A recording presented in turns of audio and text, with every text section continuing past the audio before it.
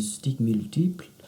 En particulier, la régression linéaire est utilisée lorsque la variable dépendante est quantitative, contenue strictement parlant. Nous verrons dans un premier temps le modèle simple de régression linéaire qui effectivement suppose que les deux variables soient quantitatives. Nous verrons comment procéder à une telle analyse à l'aide du diagramme de dispersion, de la corrélation linéaire, de l'équation de régression linéaire, mais aussi nous verrons comment procéder à un diagnostic de régression. Étant entendu qu'il est possible d'inclure dans un modèle de régression simple une variable indépendante dichotomique ou qualitative non dichotomique. Ce sera l'occasion effectivement de faire un parallèle entre le modèle de régression linéaire et le modèle d'ANOVA. Dans un deuxième temps, nous verrons comment généraliser le modèle de régression simple au modèle de régression multiple. En commençant par construire une matrice de corrélation, nous verrons que la convergence est le modèle de causalité par excellence de la régression multiple, lorsqu'il s'agit en particulier d'inclure une variable contrôle dans un modèle. Procéder à un diagnostic de régression et surtout comment tester la multicollinarité dans le cas d'un modèle de régression multiple. Dans un troisième temps, nous verrons que lorsque la variable dépendante est plutôt dichotomique, eh bien on utilise la régression logistique binaire précisément. Donc nous verrons comment modéliser l'appartenance à un groupe selon un prédicteur, étant entendu qu'il est possible d'inclure dans un modèle logistique une variable indépendante qualitative, qu'elle soit dichotomique ou non dichotomique. Ce sera l'occasion effectivement de faire un parallèle entre le modèle logistique et l'analyse tabulaire bivariée, étant entendu que nous chercherons à généraliser le modèle simple à la régression binaire multiple.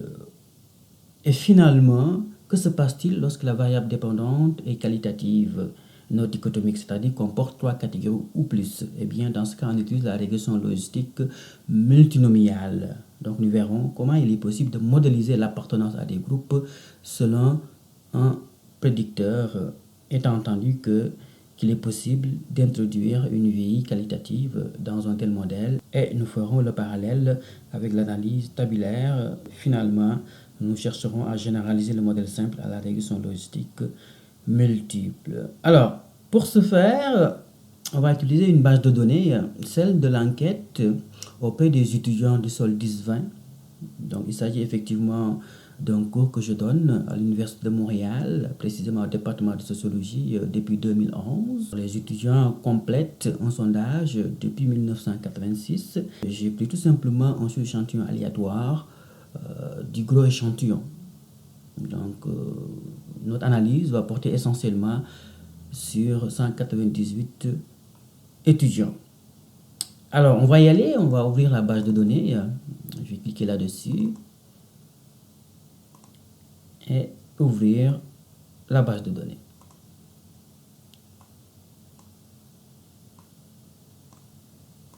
Alors, il s'agit d'une base de données qui comporte 10 variables au total, étant entendu que nous retrouvons nos 198 cas. Parfait. Alors, on va s'intéresser à une relation assez intéressante, celle de la scolarité du père et de la scolarité de la mère.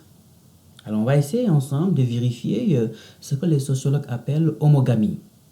À l'effet qu'effectivement, eh bien, les gens ont tendance à se marier à l'intérieur de leur classe sociale.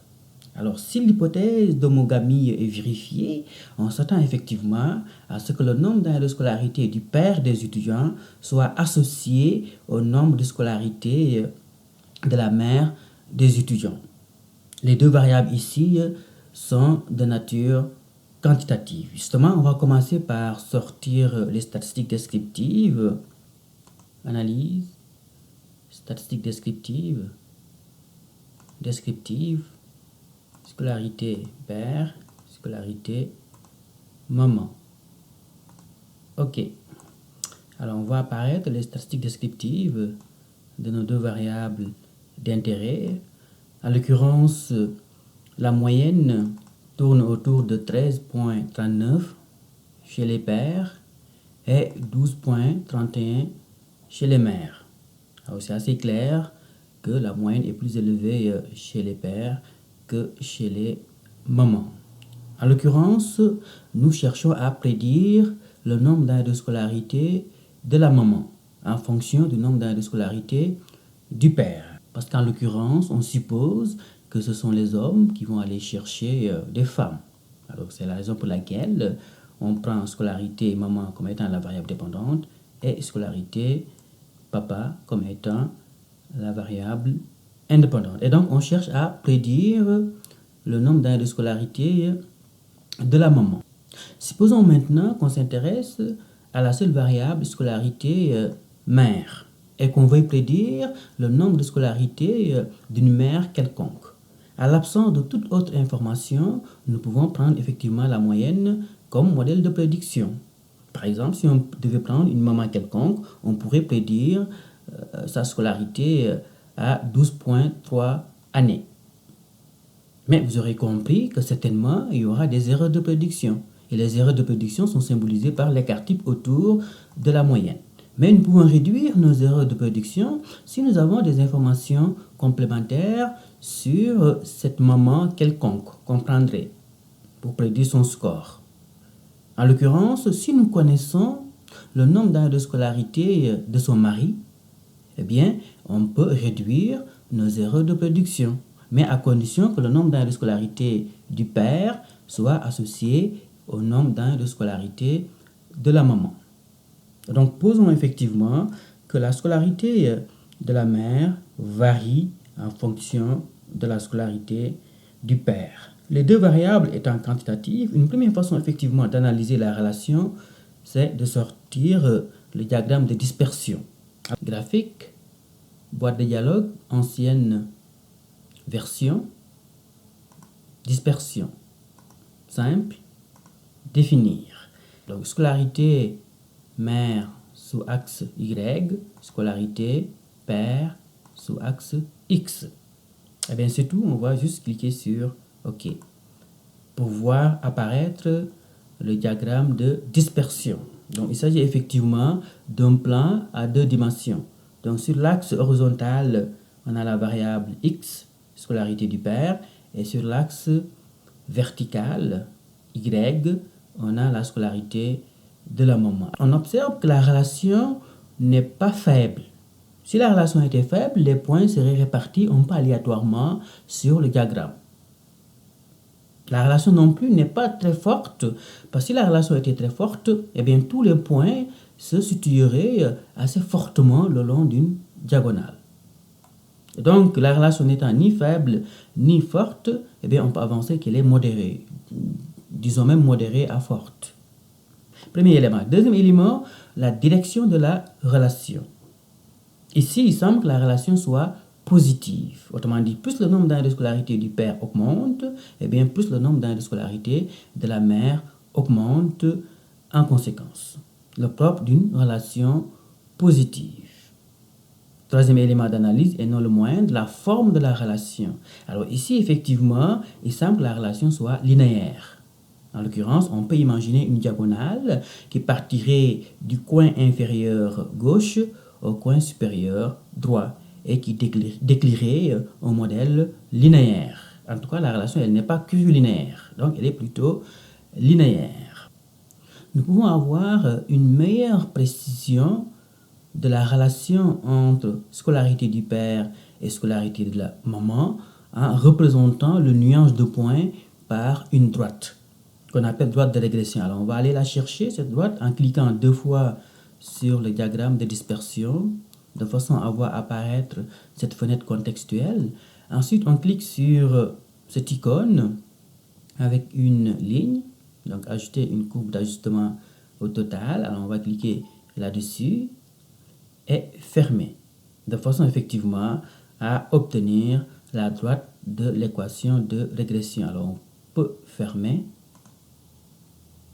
Voilà comment se présente la droite de régression. Donc c'est la droite qui passe au plus près des points du diagramme de dispersion. Disons que c'est la droite la plus moyenne possible. En fait, ce qui est intéressant avec la droite de régression, c'est qu'elle confirme la relation modérée à forte. Parce que si la relation était faible, eh bien la droite de régression serait horizontale. Si la relation était vraiment très forte, eh bien la droite serait plus oblique, et donc plus abrupte. Et donc la droite n'étant ni horizontale, ni parfaitement oblique, eh bien nous pouvons avancer qu'elle confirme une relation modérée, disons même modérée à forte. La droite confirme aussi la direction positive de la relation et finalement que la relation est plutôt linéaire. Il est possible de mesurer le degré de concentration des points autour de la droite de régression. Alors pour ce faire, eh bien, on utilise la corrélation. Donc la corrélation n'est rien d'autre qu'une mesure du degré de concentration des points autour de la droite de régression. Alors on va y aller, on va cliquer sur Analyse, Corrélation, Bivarié. Alors on en a parlé dans la leçon précédente, c'est qu'effectivement la corrélation est une mesure symétrique d'association. Et qu'effectivement, l'identification de la VI et de la VD importe peu, même si conceptuellement parlant, il faut le faire. Et donc c'est la raison pour laquelle on va mettre scolarité père ou scolarité de la mère, peu importe l'ordre. Alors on va cliquer sur OK pour voir apparaître le tableau de corrélation. En l'occurrence, si vous corrélez le nombre d'années de scolarité du père avec le nombre d'années de scolarité du père, eh bien vous allez obtenir une corrélation de 1. Alors c'est peut-être pas pertinent. Par contre, ce qui est intéressant, c'est de corréler scolarité père et scolarité maman. Étant entendu que la corrélation étant une mesure symétrique, le logiciel va aussi corréler scolarité maman et scolarité papa. Donc les valeurs sont les mêmes. Le coefficient de corrélation confirme deux éléments d'analyse. D'abord, la relation elle est positive entre scolarité père et scolarité maman, mais aussi la relation elle est modérée, ou bien même modérée à forte, du moins si on se réfère à la grille d'interprétation de Fox. Alors, la corrélation n'est rien d'autre qu'une covariance standardisée. C'est comme si nous transformons les scores de scolarité père et scolarité mère en score Z et qu'on calcule la covariance sur la base de ces scores. L'idée effectivement est d'obtenir un coefficient qui varie de 0 à 1 lorsque la relation est positive ou de moins 1 à 0 lorsque la relation est négative. Certes, la corrélation nous permet de mesurer le degré de concentration des points autour de la droite de régression, mais on peut approfondir l'analyse de la relation entre scolarité père et scolarité mère en s'intéressant en particulier à l'analyse de régression. Rappelez-vous, au départ, nous voulions prédire le nombre d'années de scolarité d'une maman quelconque. À cet effet, on a introduit le nombre d'années de scolarité du père pour pouvoir réduire nos erreurs de prédiction. Et donc, malgré effectivement qu'on a fini de réduire nos erreurs de prédiction en impliquant un prédicteur, eh bien, nous allons quand même continuer à commettre des erreurs de prédiction. On va s'intéresser au papa qui a comme score 25 ans en termes de scolarité. Le vrai score de la maman qui lui est associée, on va le symboliser YI, tourne autour de 26 ans. Ça, c'est le score réel de la maman. Quel est le score prédit de la maman à l'aide de la droite de régression? Eh bien, on va le symboliser par Y chapeau. Et donc, le score prédit de la maman tourne autour de 19. Alors, c'est assez clair qu'il y a un écart entre le score réel YI et le score prédit à l'aide de la droite de régression. Eh bien, cet écart, c'est ce qu'on appelle résidu, ou si vous voulez, erreur de prédiction. Il y aura autant de résidus que de cas, que de points. En l'occurrence, ici, on a un résidu positif. Et dans ce cas, effectivement, la droite sous-estime le vrai score de la maman. On aurait pu avoir aussi un résidu négatif lorsque le score réel se situe en dessous de la droite de régression. Et bien dans ce cas, la droite de régression surestimerait le vrai score de la maman. Ce qui est intéressant, c'est que si vous prenez chaque score réel YI moins le score prédit Y chapeau, vous élevez au carré parce que la somme des écarts va donner 0. Donc c'est pourquoi on élève au carré. Ensuite, vous calculez la somme des résidus ou erreurs de prédiction au carré. Vous allez obtenir une valeur moindre. Une valeur moindre que celle que vous aurez pu obtenir si vous aviez une autre droite de régression. Autrement dit, tracez une autre droite de régression. Prenez chaque score réel YI moins Y chapeau I, élevez au carré, calculez la somme des résidus au carré, vous allez obtenir une valeur maximale. Donc cette droite de régression est la droite dont la somme des erreurs de prédiction est la moindre possible. Alors c'est comme si le logiciel allait à la pêche de plusieurs droites et va retenir la droite dont la somme des résidus erreurs de prédiction au carré est la plus petite possible, et donc elle nous trace cette droite de régression. On voit bien que cette droite comporte au moins deux paramètres. Alors on a l'origine, là où part la droite qu'on appelle constante, et le degré d'augmentation de la droite de régression qu'on appelle pente ou coefficient de régression. En l'occurrence, lorsque le nombre d'années de scolarité du père augmente d'une unité, de combien régresse le nombre d'années de scolarité de la maman? Nous savons que le nombre d'années de scolarité de la maman régresse en augmentant.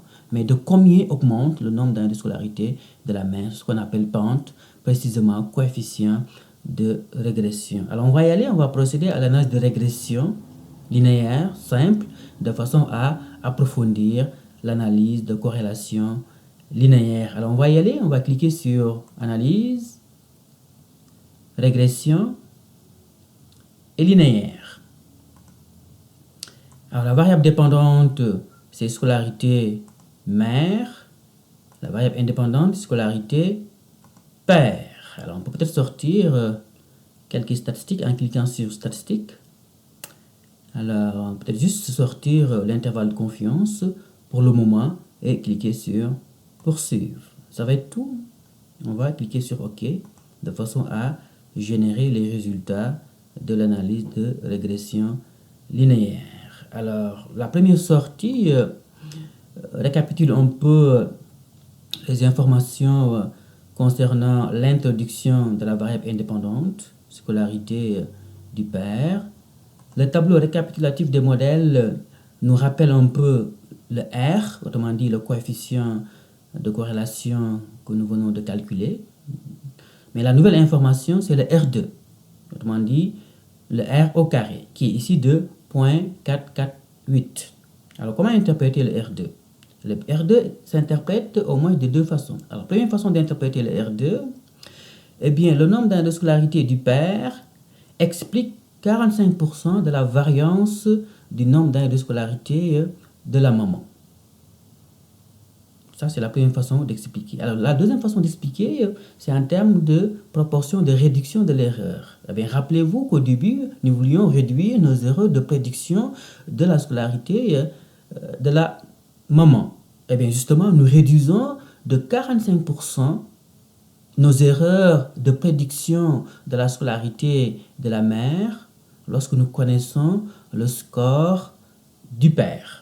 Donc, il y a au moins deux façons d'interpréter le R2. Mais la façon la plus courante, c'est d'interpréter le R2 en termes de variance expliquée. En fait, plus le nombre de prédicteurs introduits dans un modèle est important, plus le R2 a tendance à augmenter. Une façon effectivement de faire face à ces biais, c'est d'ajuster le R2. Par conséquent, le R2 ajusté est surtout utilisé lorsque vous avez beaucoup de prédicteurs. Alors, erreur standard de l'estimation. Alors, tout à l'heure, on a parlé des résidus.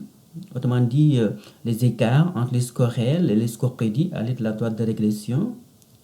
Eh bien, la totalité des erreurs de prédiction symbolise un peu la variance des résidus autour de la droite de régression. Si vous calculez l'écart type des résidus, vous obtenez erreur standard de l'estimation. Donc, erreur standard de l'estimation, c'est l'écart type des résidus ou erreur de prédiction, étant entendu que plus cette valeur est faible, plus le modèle est de bonne qualité. On va s'intéresser au tableau ANOVA. La corrélation, strictement parlant, relève des statistiques descriptives. Donc, elle est calculée sur la base des données d'échantillon. Encore faudrait-il procéder au test de la corrélation. Autrement dit, la corrélation 0.67 est-elle statistiquement significative au niveau de la population étudiée? Pour tester la signification statistique de la corrélation, il faut procéder au test ANOVA. Précisément, est-ce que le coefficient de corrélation est égal à 0 ou différent de 0? Ce qui est intéressant, c'est que sur ce tableau, on peut lire que 2635.28 symbolise la variation totale dans les données. On s'intéresse à la variable y, c'est la variable centrale. Prenez chaque score yi moins la moyenne y bar élevé au carré. Calculez la somme des scores déviation au carré de la variable dépendante. Vous allez trouver 2635.28. Donc c'est la variation totale dans l'échantillon. Cette variation totale dans l'échantillon est due à deux sources de variation. La variation régression, donc qui est un peu l'équivalent de la variation intergroupe dans le cas du test ANOVA. En l'occurrence, elle symbolise l'écart entre les scores prédits à l'aide de la droite de régression et la moyenne de y. Donc, vous calculez la somme des écarts au carré, vous obtenez la somme des carrés de la régression. Autrement dit, c'est la variation expliquée par la VI, précisément par la droite de régression. Et elle est symbolisée par 1,181.065. Eh bien, autant on a la variation expliquée, autant on a la variation non expliquée, qui est un peu l'équivalent de la variation intragroupe par rapport à l'ANOVA. Donc ici, effectivement, ce sont les résidus ou erreurs de prédiction qu'on vient d'observer à travers le diagramme de dispersion. Autrement dit, prenez chaque score yi moins y chapeau, c'est-à-dire le score prédit, élevé au carré, calculez la somme des écarts, vous allez obtenir les résidus. Et à chaque source de variation est associée un nombre de degrés de liberté, un peu comme en ANOVA. Dans le cas de l'ANOVA, le nombre de degrés de liberté inter est égal à K-1. K, c'est le nombre de catégories. Par contre, lorsqu'on travaille avec la régression, la VI étant quantitative, eh bien, l'idée de catégorie ne s'applique pas. Dans ce cas, K est égal au nombre de paramètres, autrement dit la constante et la pente. Donc, on a deux paramètres, donc K moins 1, eh bien, ça donne 1. Donc, 1, c'est le nombre de degrés de liberté chaque fois qu'on est en situation bivariée. 2 moins 1, on a 1 comme nombre de degrés de liberté de la régression, ou bien inter, si vous voulez. Par rapport au résidu, ben, le nombre de degrés de liberté, encore une fois, c'est n-k. Puisqu'on a deux paramètres, eh bien, c'est 175 moins 2. Eh bien, nous obtenons 173. En raison en particulier du nombre de cas manquants. Alors ici, par rapport au nombre de degrés de liberté de la variation totale, eh bien, c'est n-1, si vous vous rappelez bien. Alors ici, n étant égal à 175, moins 1, ça donne 174. Eh bien, prenez la variation de régression divisée par le nombre de degrés de liberté, vous avez la variance de la régression. Prenez la somme des carrés des résidus divisé par le nombre de degrés de liberté, vous retrouvez la variance des résidus. Connaissant la variance de régression divisée par la variance des résidus, vous obtenez un ratio F de 141. Alors on le compare avec la valeur critique, on se rendrait compte effectivement que la corrélation est statistiquement significative. On va surtout s'intéresser au tableau certainement le plus intéressant, intitulé coefficient. Alors, comment lire ce tableau?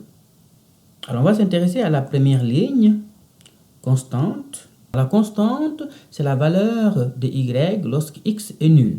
En l'occurrence, lorsque le nombre d'années de scolarité du père est égal à 0, bien, le nombre d'années de scolarité de la mère est de 4,7681. Voilà comment interpréter la constante. Qu'en est-il de la pente qui est symbolisée par la valeur 0,56, donc pente ou coefficient de régression? Lorsqu'effectivement le nombre d'années de scolarité du père augmente d'une unité, donc d'un an, eh bien on s'attend effectivement à ce que le nombre d'années de scolarité de la maman augmente de 0,56. Donc on voit que la relation elle est positive entre scolarité père et scolarité maman. En particulier, nous pouvons reconstituer notre équation. Donc y est égal à a plus b de x. Donc y chapeau est égal à 4,768 plus 0,561 x. Eh bien, ces coefficients constantes et pentes sont calculés sur la base de données d'échantillons. Eh bien, il faut nous assurer effectivement que ces coefficients sont statistiquement significatifs. Alors, pour ce faire, il faut connaître les erreurs types associées à ces coefficients, ce qu'on appelle ici erreurs standards. En l'occurrence, on va se concentrer sur le coefficient le plus important, en l'occurrence la pente. On est tombé sur un échantillon qui nous donne une pente de 0,56. Mais on aurait pu tomber sur un autre échantillon qui nous donne une pente de 0,50. Encore et encore. Si vous calculez l'écart type de toutes les pentes possibles, eh bien vous obtenez cette valeur. Autrement dit, l'erreur type, qui est ici de 0,047. Prenez le coefficient de régression aux pentes divisé par son erreur type, vous allez obtenir la statistique du t. Autrement dit, du t de Student. Et donc, le t de Student permet de tester le coefficient de régression. Et donc, on peut comparer le t calculé au t critique qui est de 1,96 au c 0,01 pour un test bilatéral. Donc, ici, on rejetterait l'hypothèse nulle. En l'occurrence, le test est significatif puisque le petit p est inférieur à 0,05. De même, on aurait pu effectivement utiliser l'intervalle de confiance. Autrement dit, prenez l'erreur type, multipliez par le score z 1,96, vous obtenez la marge d'erreur. Prenez la marge d'erreur plus ou moins le coefficient de régression, eh bien, vous obtenez l'intervalle de confiance. En l'occurrence, ici, l'intervalle de confiance ne contient pas la valeur 0. Par conséquent, encore une fois, on peut rejeter l'hypothèse nulle et conclure qu'effectivement, le coefficient de régression est différent de 0. Le test de signification de la constante présente peu d'intérêt. Parce qu'en l'occurrence, on peut trouver une relation parfaite avec une constante nulle. Alors dans ce cas, tester que la constante est nulle, ça a peu d'intérêt. Le coefficient de régression 0,56 est un coefficient non standardisé. Plus l'échelle de mesure des deux variables est grande, plus le coefficient de régression a tendance à être élevé. De telle sorte que le coefficient de régression est très difficile à interpréter en termes d'intensité. Et surtout, que se passe-t-il lorsqu'on veut comparer l'effet des deux prédicteurs qui ne sont pas mesurés avec la même unité? Eh bien, dans ce cas, on va surtout utiliser ce qu'on appelle les coefficients bêta, donc qui sont des coefficients standardisés. C'est comme si on convertit les scores de la variable x et de la variable y en score z et qu'on roule l'analyse de régression sur la base de ces scores z. Eh bien, le coefficient qu'on obtiendrait serait 0,669. Et surtout intéressant avec ce coefficient, c'est qu'il nous permet effectivement de comparer l'effet des deux prédicteurs sur une variable dépendante. Ce qui est intéressant, c'est qu'en situation bivariée, le coefficient bêta est similaire au coefficient de régression. En l'occurrence, ici, on a 0,669 pour le coefficient bêta. Et bien, également, on a 0,669, ou si vous voulez, 0,67 si on arrondit pour le coefficient de régression. Donc, ça donne exactement la même valeur, mais en situation bivariée. La scolarité de la mère est égale à 4,768 plus 0,56 scolarité du père. Eh bien, tout père dont le nombre d'années de scolarité est de 21 est associé à une mère dont le nombre d'années de scolarité est de 16,5. Donc, on a juste à remplacer x par 21, le nombre d'années de scolarité du papa, donc c'est la variable x, multiplié par 0,56 plus 4,58, le résultat sera 16,5. Et voilà, nous venons de procéder à la prédiction. En l'occurrence, les étudiants dont le père a 21 années de scolarité ont aussi des mamans dont le nombre d'années de scolarité est de 16,5 ans. Alors, ça a du sens sociologiquement parlant. Alors, on a l'impression que les hommes vont aller beaucoup plus loin dans les études supérieures que les femmes. Étant entendu que c'est quand même connu qu'il y a plus de femmes au niveau du bac, par exemple. Pour chacun des cas, SPSS peut nous sortir le score prédit, mais aussi le résidu, autrement dit l'erreur de prédiction. Alors on va y aller en cliquant sur analyse. Donc on va reprendre la procédure, régression, linéaire, enregistrer les valeurs prédites ainsi que les résidus. Alors pour les prévisions ou valeurs prédites, on les veut sous forme non standardisée. Les résidus non standardisés et peut-être standardisés en même temps. Autrement dit, on veut signifier à SPSS de nous standardiser les résidus, autrement dit, de les transformer en score Z. On va cliquer sur poursuivre. Et OK. Nous avons ici nos valeurs prédites et les résidus sous forme non standardisée et standardisée. Tout à l'heure, on avait signifié que tout pair qui a comme nombre d'années de scolarité 21 eh bien, est associé à une mère qui a 16,5 ans de scolarité. Eh bien, on va vérifier si réellement on a les mêmes résultats. Alors, pour ce faire, je vais agrandir un peu. On va à la recherche de cet homme dont le nombre d'années de scolarité est de 21. On a des femmes. On l'a ici. Donc, on a un homme qui a comme scolarité 21 ans. Et donc, on s'attend effectivement à ce que la scolarité de la maman soit de 16,5. Alors, on vérifie. On l'a ici. Donc, on a 16,55. Bon, si on arrondit, on tombe à 16,6. Donc, on a effectivement le même score prédit. Et donc, nos calculs sont justes. Le résidu et erreur de prédiction est de 4,449. Autrement dit, l'écart entre le score réel et le score prédit doit être de 4,449. Alors, le score réel de la maman, c'est 21, moins le score prédit de la maman, 16,556. Faites la différence, vous devez trouver tout naturellement la valeur 4,449 qui symbolise l'écart entre le score réel de la maman et le score prédit. 1,53, c'est le résidu en termes d'écart type, en termes de score Z, si vous préférez. Donc voilà, effectivement, SPSS nous sort pour chacun des cas le score prédit ainsi que le résidu, qu'il soit standardisé ou non. Et finalement, les scores prédits et les résidus sont présentés sous forme de variables, puisqu'on a un score pour chacun des cas, de telle sorte qu'on peut procéder à des analyses, en particulier des résidus. Justement, ce qui est intéressant avec les résidus, c'est qu'ils peuvent nous permettre de procéder au diagnostic de la régression, autrement dit, vérifier la qualité du modèle. Alors, voilà un peu la liste des postulats qu'il faut vérifier avant de s'assurer que le modèle est correct. En l'occurrence, le caractère aléatoire de l'échantillon. On peut supposer que les observations sont indépendantes, surtout qu'on ne sont.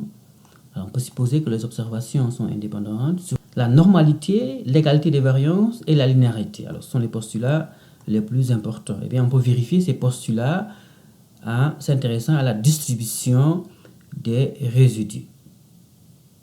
Étant entendu que lorsque deux variables sont distribuées normalement, on s'attend à ce que les résidus également soient distribués normalement, par exemple. Alors, on va aller chercher la distribution des résidus pour nous informer sur le respect ou non des postulats. Alors, pour ce faire, on va cliquer sur Analyse,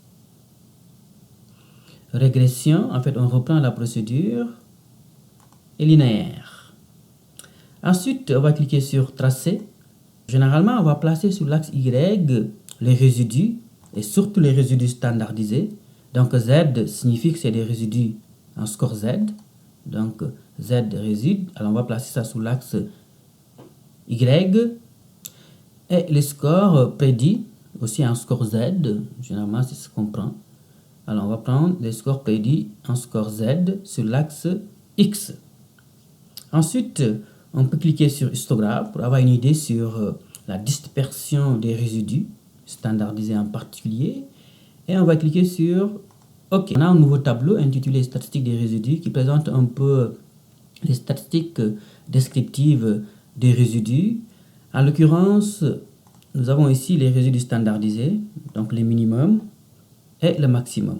Alors, ce qui est intéressant, c'est qu'à travers les résidus standardisés, on peut voir s'il y a des cas déviants ou pas. Autrement dit, s'il y a des cas qui s'écartent de notre modèle. Étant entendu que plus le nombre de cas déviants est important, plus le modèle est de qualité médiocre.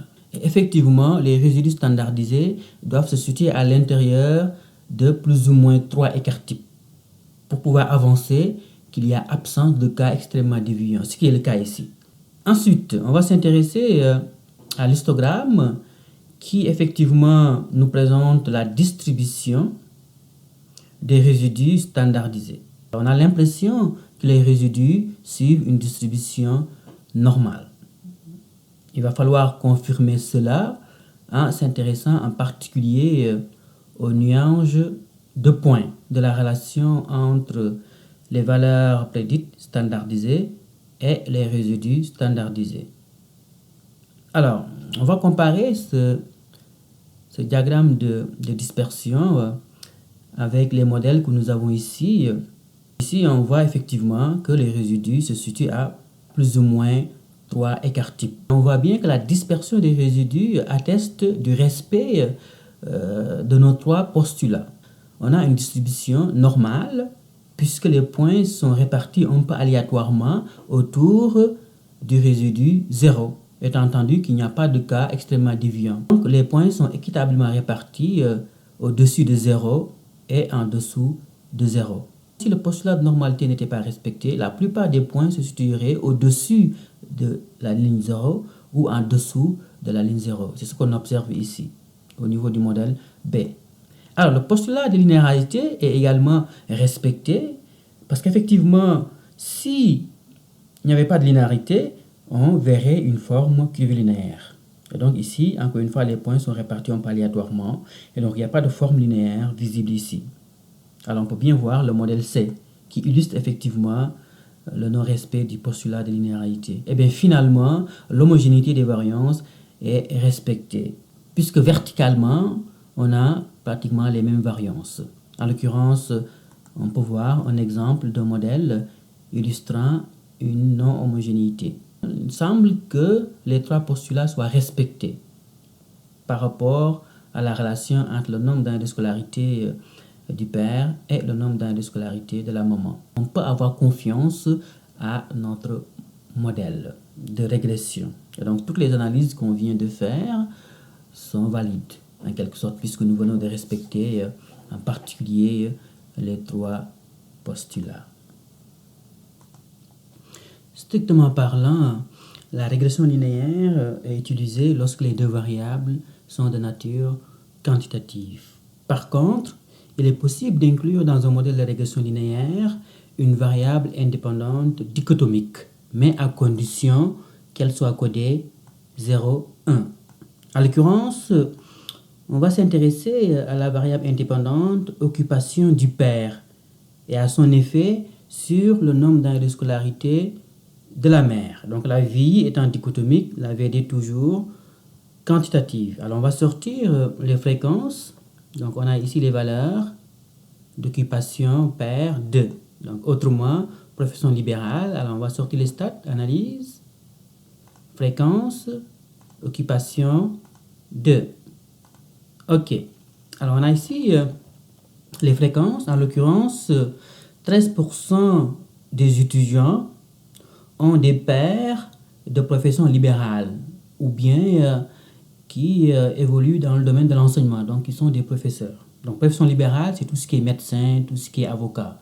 Donc prof, tout ce qui est enseignant à l'université, dans les écoles. On peut effectivement procéder à l'analyse de régression, étant entendu que l'idée est de savoir lorsqu'on passe de 0 à 1, est-ce qu'on s'attend effectivement à ce que le nombre d'années de scolarité de la mère augmente ou diminue.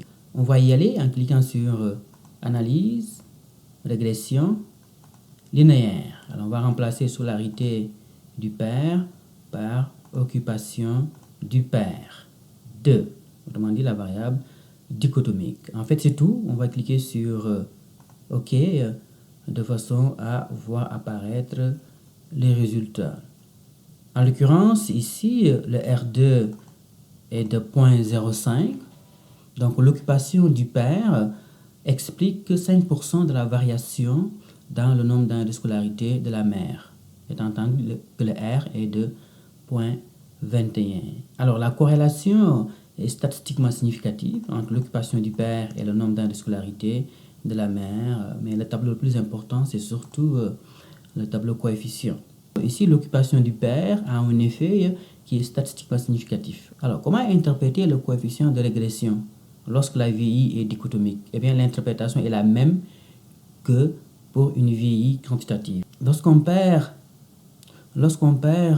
appartient à la profession libérale ou évolue dans le domaine de l'enseignement, eh bien, on s'attend à ce que la scolarité de la maman augmente de 2,194. Et donc, ici, l'effet est positif. Autrement dit, les pères qui évoluent dans la profession libérale ou en enseignement sont plus susceptibles d'être associés à des mères qui ont effectivement une scolarité élevée. Et donc, lorsqu'on passe de 0 à 1 sur l'échelle d'occupation, eh bien, on s'attend à ce que le nombre d'années de scolarité de la mère augmente de 2,19.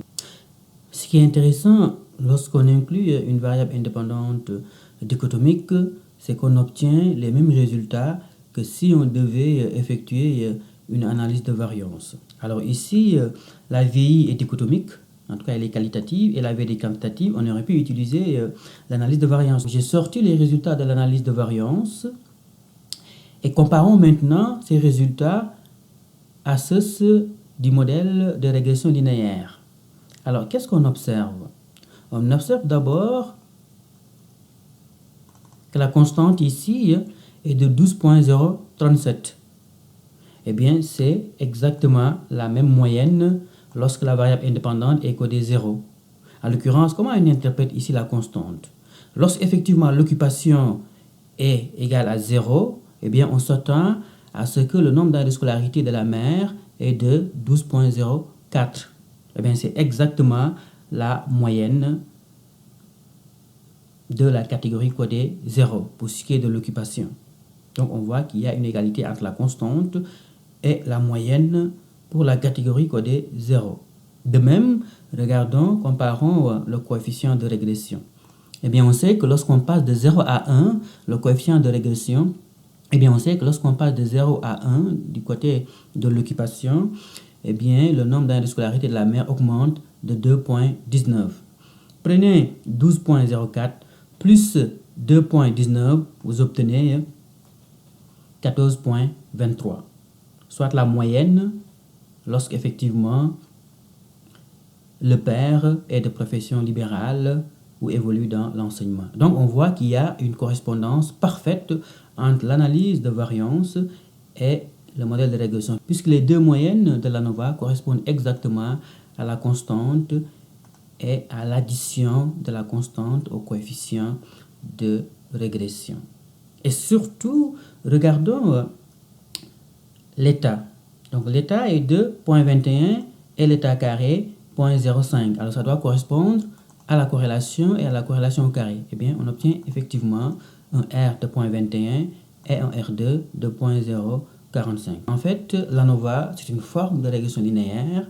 Et bien, finalement, la régression linéaire, c'est une forme d'ANOVA. Que se passe-t-il maintenant lorsque la variable indépendante est qualitative non dichotomique? Alors ici, l'exemple est donné toujours de l'occupation du père, mais il s'agit d'une variable trichotomique. Donc l'idée étant d'apporter plus de finesse dans la comparaison. On sort les fréquences, alors occupation 3, et on obtient ces distributions.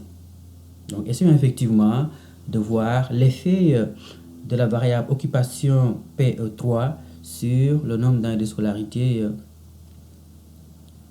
des mères. Alors, dans une telle situation, on ne peut pas introduire directement la variable dans le modèle de régression. Si on le fait, eh bien, le logiciel va considérer la variable comme étant une variable quantitative, autrement dit une variable d'échelle dont les scores sont de 0, 1 et 2. Lorsque le nombre de catégories de la variable indépendante est de 3 ou plus, eh bien, il faut créer des variables factices dichotomiques qui sont codées 0, 1. Et donc, la première étape à cet effet consiste à bien sûr savoir le nombre de catégories de la VI. Ici, on a 3 catégories. Étape 2, eh bien, il faut créer 4 moins 1 variables factices. Autrement dit, si vous avez 3 variables, l'idée, si on considère votre profession comme étant la catégorie de référence, c'est de comparer cette catégorie de référence à ouvrier, ensuite la même catégorie de référence à profession libérale, prof. Procédons à la transformation et donc à la création des variables factices dichotomiques. Donc l'idée, c'est d'isoler ouvrier et de comparer au reste, d'isoler profession libérale, prof, de comparer au reste, étant entendu que autre profession constitue la catégorie de référence. Alors, souvent, les étudiants ont du mal à comprendre pourquoi, lorsqu'une variable est trichotomique, on introduit dans le modèle seulement 2 variables factices. Je vais essayer de vous expliquer assez rapidement, de façon technique. Alors, supposons qu'on ait ces cas dans la base de données. Alors, on a le cas numéro 1, 2, 3, ainsi de suite. Alors, on a les types d'occupation du père. Donc, on a nos 3 catégories. Alors, lorsqu'on code 1 ouvrier, 1 ouvrier, 1 ouvrier, le reste 0. Ensuite, libéral, 1 libéral, 1 libéral, 1 libéral. Le reste 0. On va y aller. Alors, le logiciel va comprendre que tous les cas qui sont codés 0, 0, eh bien, correspondent à la catégorie de référence. Donc, voilà un peu techniquement comment le logiciel va savoir que lorsqu'on introduit seulement 2 variables factices ouvrier et profession libérale, qu'en fait, la catégorie qui est codée 0 correspond à la catégorie de référence. Et donc, c'est la raison pour laquelle il n'est pas nécessaire d'introduire dans le modèle 3 variables factices. De toute façon, on peut le faire, mais si on le fait, le logiciel va automatiquement exclure l'une des 3 variables factices. Ce n'est pas ce qu'on veut. Hein? On ne veut pas que le logiciel prenne le contrôle de l'analyse. Donc, on veut nous-mêmes déterminer laquelle des 3 catégories est la catégorie de référence. Et bien, pour ce faire, il faut inclure dans le modèle seulement 2 variables factices. Le fait d'être ouvrier plutôt qu'appartenir à haute profession, le fait d'appartenir à profession libérale plutôt que haute profession. Donc, voilà comment on va interpréter les résultats. On va procéder au recodage de façon à créer nos variables factices. Je vais utiliser cette fois-ci la syntaxe. J'aurais pu effectivement passer par le menu, création de variables factices.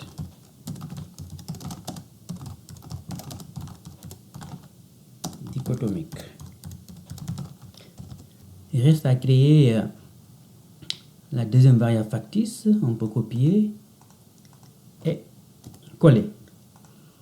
Alors, la deuxième variable factice, c'est la variable 2 en comparaison à autre, donc profession libérale, professeur.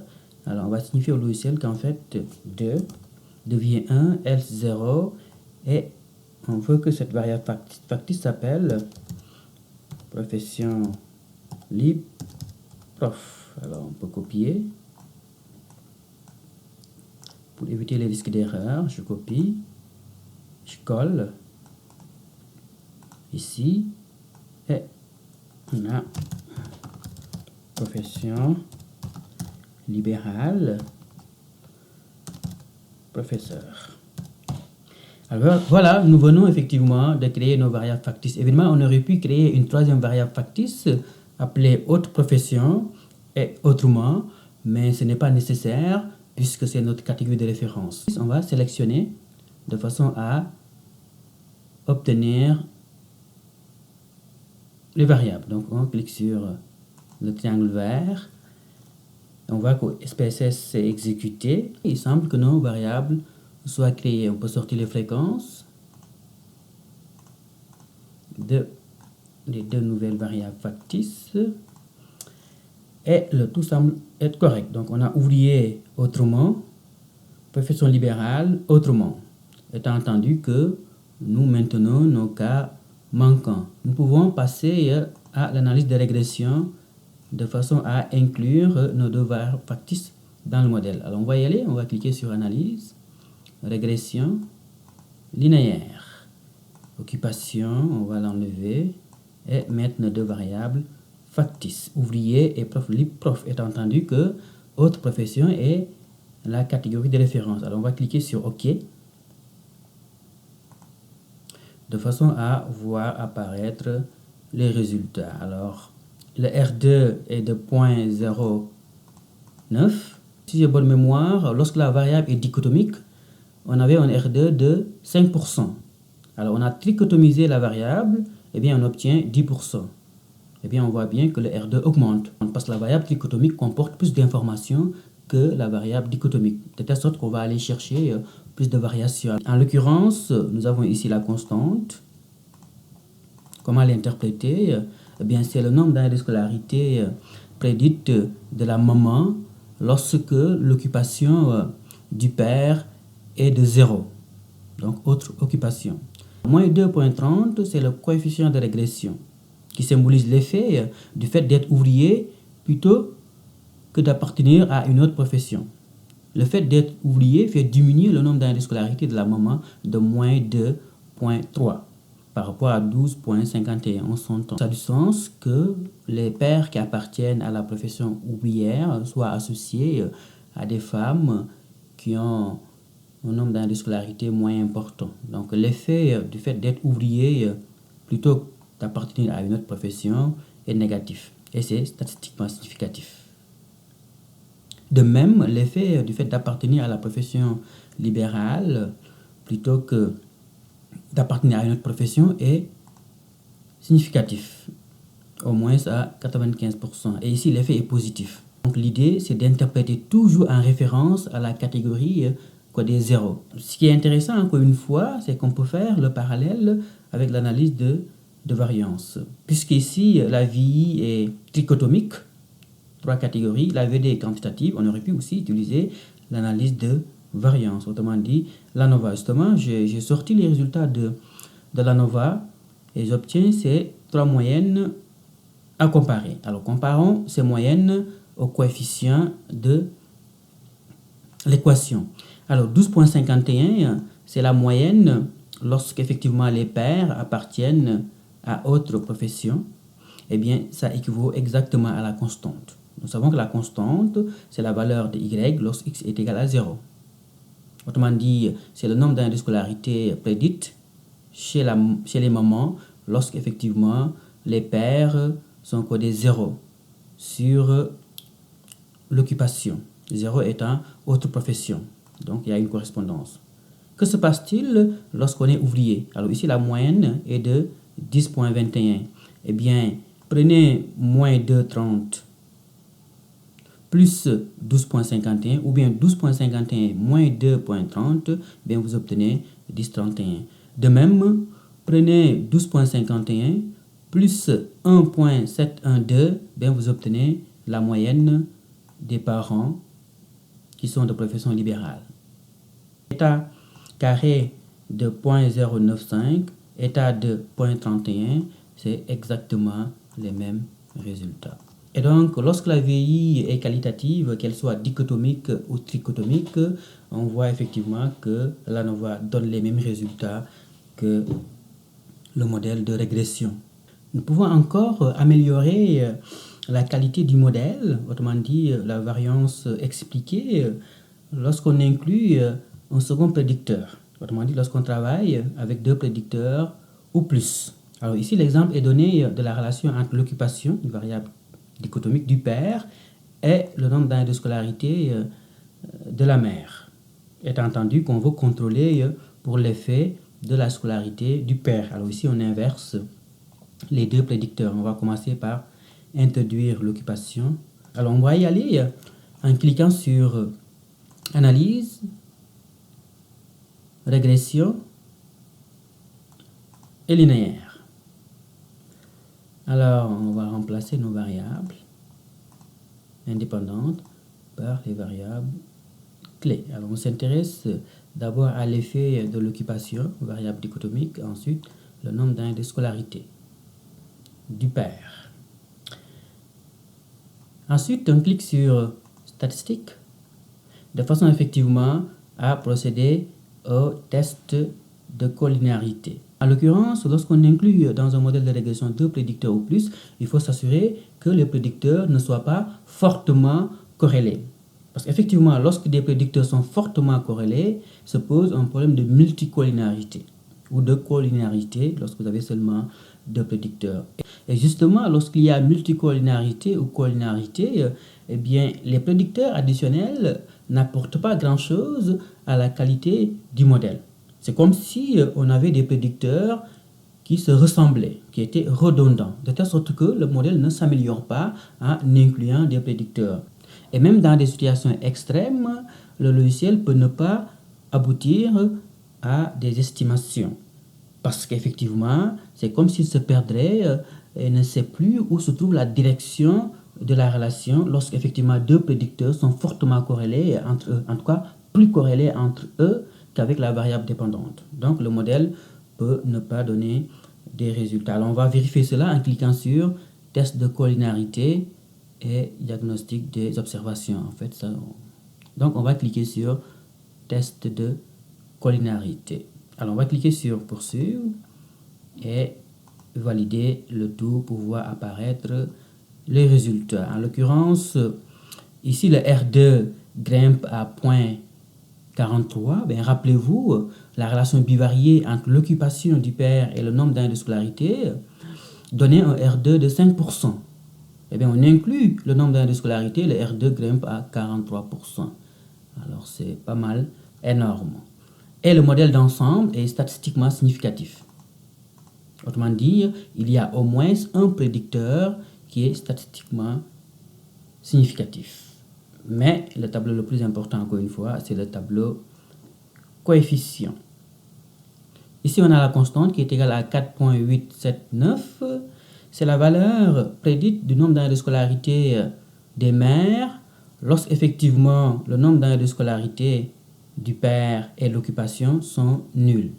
Donc, on s'attend effectivement à obtenir un nombre d'années de scolarité prédite de 4.879 ans chez les mamans chaque fois effectivement que les pères ont 0 comme nombre d'années de scolarité ou 0 comme occupation, autrement dit autre profession. On a moins 0.62, c'est l'effet de l'occupation du père sur le nombre d'années de scolarité de la maman, après avoir contrôlé l'effet du nombre de scolarité du papa. En l'occurrence, c'est assez clair que l'effet s'annule en présence du nombre de scolarité du papa, alors que le nombre d'années de scolarité du papa, l'effet persiste. Donc, on a un coefficient de 0.565. Donc, ça signifie effectivement qu'il y a absence de convergence, si vous voulez. Il n'y a pas de convergence. Il y a convergence lorsque les deux prédicteurs ont chacun un effet qui leur est spécifique. Alors ici, en l'occurrence, c'est assez clair que l'effet de l'occupation du père disparaît en présence du nombre d'années de scolarité du papa. Ça signifie que le nombre d'années de scolarité du papa est la variable la plus importante pour prédire le nombre d'années de scolarité de la maman. En tout cas, plus que l'occupation du papa, puisque la variance de l'occupation du papa est comme mangée, entre guillemets, par la variance du nombre de scolarité du papa. Alors, la nouvelle information, c'est ce qu'on appelle tolérance et vif, qui nous permettent effectivement de vérifier s'il y a multicollinéarité ou pas. Alors, on va voir deux concepts, le concept de tolérance et le concept de vif. Alors, on va s'intéresser d'abord au concept de tolérance, donc qui est égal à 1 moins R2. Donc, rappelez-vous, ici, l'idée est de s'assurer qu'il n'y a pas une forte corrélation entre occupation du père et scolarité. Supposons maintenant qu'on roule un modèle de régression parmi ces deux prédicteurs. Donc, on s'intéresse à la régression d'occupation sur scolarité. On obtiendrait un R2. Eh bien, si le R2 est de 1, bien, ça signifie qu'il y a une forte corrélation entre occupation et scolarité. Et remplacer R2 par 1, vous obtiendrez 1 moins 1, ce qui serait égal à 0. Eh bien, justement, lorsque la tolérance est égale à 0, cela signifie qu'il y a multicollinarité parfaite. En revanche, lorsque l'analyse de régression entre occupation et scolarité donne un R2 de 0, donc c'est la situation d'indépendance, eh bien ça signifie qu'on a une tolérance de 1. Mais dans ce cas, il y a absence totale de multicollinarité. C'est ce qu'on veut. On veut effectivement que la relation entre occupation et scolarité donne une tolérance proche de 1. Donc plus la tolérance est proche de 1, eh bien plus il y a absence de multicollinarité.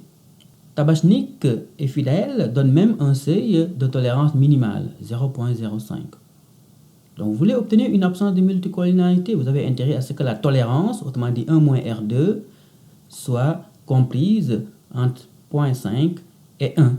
Étant entendu que plus la tolérance se rapproche de 1, plus on a une situation d'absence de multicollinarité. Donc le 1 moins R2 s'appelle tolérance ou si vous voulez coefficient d'aliénation. On l'a déjà vu. L'idée donc c'est de mener une régression d'une VI sur les autres VI. En l'occurrence, ici la tolérance du premier prédicteur occupation est de 0,835. Alors c'est assez clair que cette valeur se rapproche de 1. Et par conséquent, il semble qu'il n'y ait pas de problème de multicollinarité. Alors, 0,835 signifie la variance qui est spécifique à la variable occupation, à la VI occupation. Donc la variance effectivement qui est spécifique à cette variable indépendante équivaut à 0,835. Mais cela signifie qu'il y a 16% de la variance de occupation qui est commune avec la variance de scolarité. On obtient la même tolérance. Pourquoi? Parce qu'on a seulement 2 prédicteurs. Évidemment, si on avait 3 prédicteurs et plus, on aurait des tolérances différentes. Parce que si vous régressez occupation sur scolarité, vous obtenez 0,835. Vous régressez également scolarité sur occupation, vous obtenez une tolérance de 0,835. Dans les deux cas, on a une tolérance qui est très proche de 1. Et par conséquent, il ne semble pas y avoir un problème de multicollinarité. Autrement dit, chacun des 2 prédicteurs a une variance importante qui lui est spécifique. Alors, une autre statistique qui permet d'apprécier la collinarité ou la multicollinarité, ici on est en situation de collinarité puisqu'on a seulement 2 prédicteurs, c'est ce qu'on appelle le VIF, Variance Inflation Factor, autrement dit facteur d'inflation de la variance. Lorsque 2 prédicteurs sont fortement corrélés, les coefficients de régression ont tendance à obtenir des variances élevées. Donc une inflation de la variance des coefficients. Eh bien, on peut mesurer ce degré d'inflation de la variance autour des coefficients en calculant ce qu'on appelle le VIF.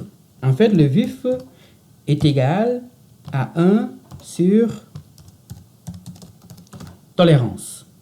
Ça donne le VIF. Alors, on a 1 divisé par tolérance et on obtient le VIF. Étant entendu qu'un VIF de 1 signifie une absence totale de multicollinarité.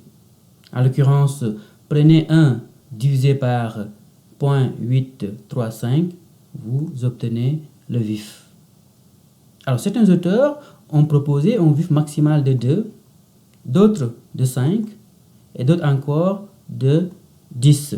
Ce qu'il faut retenir, c'est que le choix du VIF maximal dépend des analystes. Et même si on prenait le seuil très sévère de 2, eh bien, c'est assez clair que notre VIF est inférieur à ce seuil. Notre VIF est compris entre 1 et 2. Et par conséquent, il n'y a pas de problème de multicollinarité. Évidemment, on a toujours la distribution des résidus qui nous permet effectivement de vérifier les postulats. En l'occurrence, les résidus sont compris entre moins 2,9 et 2,41. Donc, il n'y a pas de cas extrêmement déviant. On voit que la distribution des résidus suit la loi normale. Et par rapport au diagramme de dispersion de la relation entre les valeurs prédites et les résidus, eh bien, on voit non seulement que tous les résidus sont situés à plus ou moins 3, autour de 0, mais que le modèle d'ensemble de nuances de points atteste que nos trois postulats sont vérifiés. Autrement dit, le postulat de normalité, le postulat de linéarité et le postulat d'homogénéité des variances. Mais voilà comment procéder à l'analyse de régression linéaire multiple. Étant entendu qu'on a opté pour une méthode standard par rapport à l'entrée des VI dans le modèle. On aurait pu opter pour une entrée hiérarchique. Alors on va y aller assez rapidement. On va cliquer sur Analyse, Régression linéaire.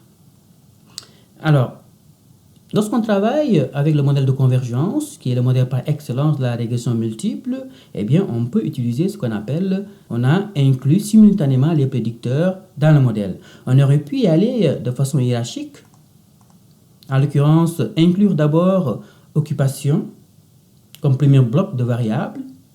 Ensuite, signifier au logiciel que dans un deuxième temps, je vais inclure le bloc scolarité. Alors, pour ce faire, il faut cliquer sur Suivant. Donc, premier bloc, occupation. Deuxième bloc, on clique sur Suivant de façon à mettre la deuxième variable qui symbolise le deuxième bloc. Alors, ce qui est intéressant, c'est qu'on peut voir de combien le nombre d'années de scolarité augmente la variance expliquée. Et surtout, si l'augmentation du R2 est statistiquement significative ou pas.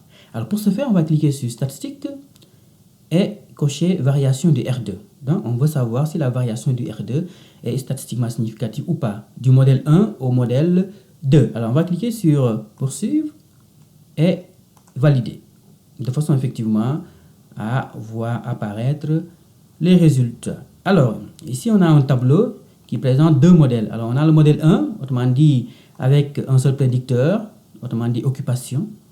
Donc, on voit que le R2 est de 0,5 lorsqu'on inclut seulement l'occupation du père. Que se passe-t-il au niveau du modèle 2 lorsqu'on inclut aussi le nombre d'années de scolarité? On voit que le R2 grimpe à 0,43, soit une différence de 0,38. Et cette différence, elle est statistiquement significative, si effectivement on se réfère au test F. Donc voilà l'intérêt en particulier lorsqu'on travaille avec la méthode hiérarchique, c'est qu'on peut voir de combien augmente la proportion expliquée et surtout, est-ce que cette augmentation est statistiquement significative ou pas. On a le tableau ANOVA du modèle 1 et du modèle 2, autrement dit du modèle avec deux prédicteurs, de même que les coefficients des équations de régression du modèle 1 et du modèle 2. Alors la méthode hiérarchique est très intéressante lorsqu'on veut tester ce qu'on appelle des effets de médiation ou des effets fallacieux. Ce que nous ferons effectivement dans la leçon prochaine. Et ici, vous avez une façon de présenter les résultats d'une analyse de régression linéaire multiple. Donc, on peut présenter les résultats sous forme tabulaire. Donc, c'est la présentation la plus fréquemment utilisée, étant entendu qu'il faut veiller à rapporter le R2. C'est très important. Alors, on a une colonne du modèle 1 lorsqu'on considère seulement l'occupation du père et une colonne modèle 2 lorsqu'on inclut en sus la scolarité du père. Alors ici, les coefficients sont des coefficients non standardisés avec leur erreur type. On aurait pu effectivement présenter seulement les coefficients bêta, en particulier lorsque les prédicteurs ne sont pas mesurés avec la même unité de mesure. On peut y aller avec les bêta qui permettent effectivement de standardiser les coefficients. Ici, j'ai utilisé les bêta pour effectivement représenter schématiquement le modèle initial et le modèle causal complet. Alors, on voit ici qu'il n'y a pas de convergence, puisqu'en présence du nombre d'années de scolarité, l'effet de l'occupation du père sur la scolarité de la mère s'annule.